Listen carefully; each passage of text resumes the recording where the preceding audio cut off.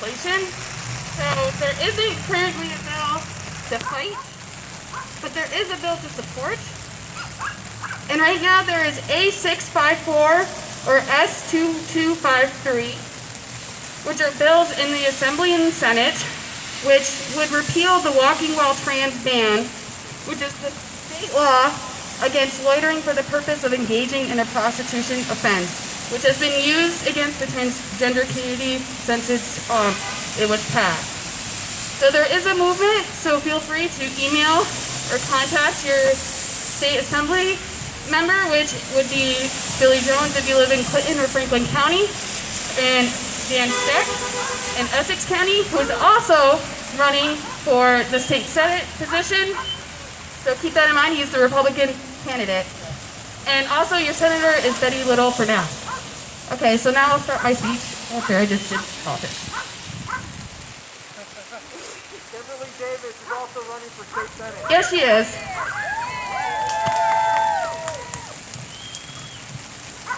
Okay, so I wasn't sure if I should speak today.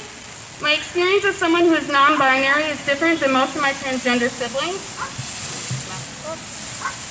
There's always this feeling itching at the back of my mind that I'm not trans enough to speak up, that this isn't my place. This isn't anything new.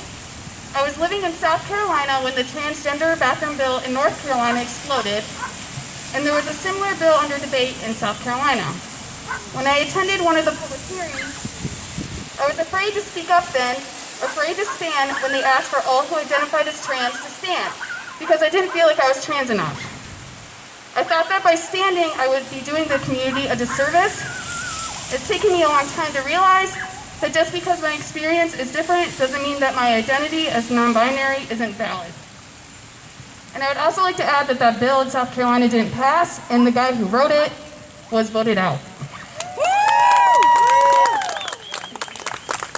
There's this argument about the younger Generation Z that the higher number of youths identifying as non-binary or other gender non-conforming identities is just a fad. I can say as a 30-year-old millennial that this isn't about it being a fad. I would have identified as non-binary as a teen if I had known the term existed, that a community existed. I didn't learn about non-binary identities until I was in graduate school in my mid-20s.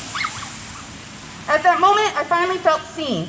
The higher number of people identifying as non-binary and gender non-conforming isn't about it being the popular thing to do.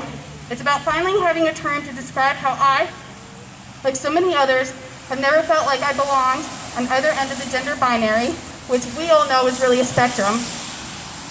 About how I've never accepted the woman role I was supposed to fulfill. It's about how I resent my body every time I menstruate because I never wanted to have kids, and it's a constant reminder of how my body was designed for that purpose. This isn't a fad, and I'm not going away. We are a long way from acceptance, sadly. I'm not even technically out as non-binary. I haven't told my parents about it. No one at my work knows. Only my closest friends know because I'm afraid of how people will react.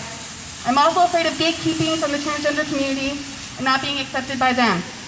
Those fears still exist, but I'm just tired of letting fear ruin my life.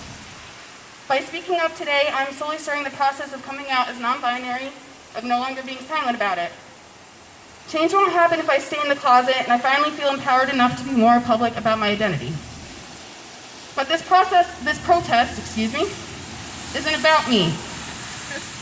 This protest is about our transgender siblings who have been murdered, not just by police, but by fellow Americans who don't believe that transgender people should exist, who are somehow threatened by our gender expression.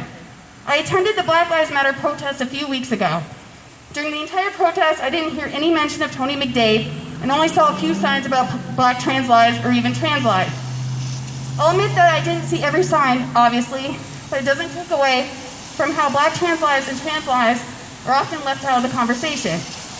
Why we need to have a separate protest just to highlight and memorialize those lost to transphobic violence.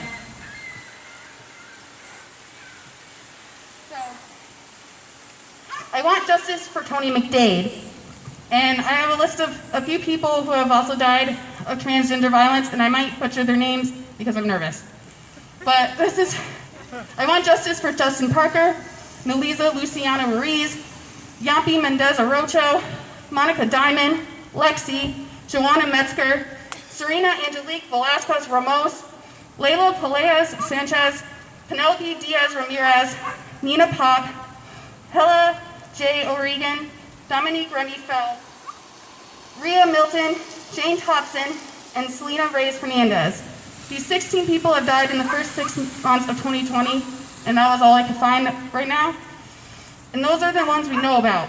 Still, many are not identified because they are misgendered by media, by police, and by their families. May they rest in power, and may we not rest until justice has been served. Thank you.